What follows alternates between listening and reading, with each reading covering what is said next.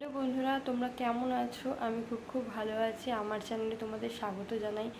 তোমরা কি কোনো উপায় খুঁজছো যে ঘরে বসে চুলটাকে কী করে ঘন কালো করা যায়? আমি এগুলো কালার করেছিলাম, তার জন্য এখানটা লাল লাল, কিন্তু ঘন করতে চাও তোমরা কেউ বাড়িতে বসে এরকম মোটা হবে, একটা বেনি করলে এত মোটা হবে, দেখতে ভালো লাগবে, সবাই বলবে। তো তোমরা কি সেটা করতে চাও? সেটা করতে হলে তোমাদের প্রতিদিন রাত্রেবেলায় নারকেল তেলের মধ্যে কালো জিরে ভিজিয়ে রাখবে। ভিজিয়ে রাখার পরে সেই তেলটা হালকা উষ্ণ জলের মধ্যে দিয়ে হালকা উষ্ণ স্টিমে তোমরা কালো জিরের তেলটাকে ভালো করে গরম করে নেবে। করে তারপরে গরমটাকে ঠান্ডা হতে দেবে। গরমটা মাথায় দিয়ে দেবে না, ঠান্ডা হতে দেবে। দিয়ে ভালো করে আঙুলের মাথায় দিয়ে স্ক্যাল্পগুলোতে ভালো করে ম্যাসাজ করবে। তোমরা একটা মাস করো, একদিন বাদে বাদে তোমাদের চুল দেখবে যেরকম আগের তুলনায় পড়বেও কম, পড়বেও না।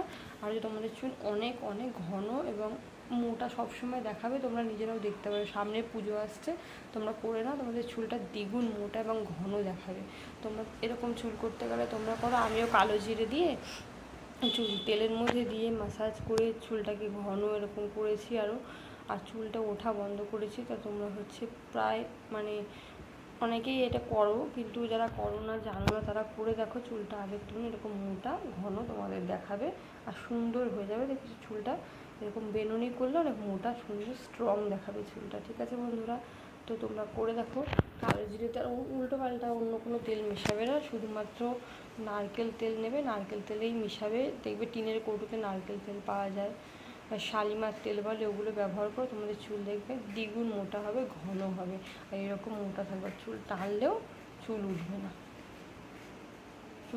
চুল থাকবে ঘন, মোটা এবং সুন্দর। ঠিক আছে বন্ধুরা, আমার চুলটার পেছনে কারণটা কীরকম মোটা হওয়া তোমাদেরকে আমি টিপসটা দিয়ে দিলাম। তোমরাও টিপসটি পালন করো, তোমাদেরও ভালো রেজাল্ট পাবে তোমরা।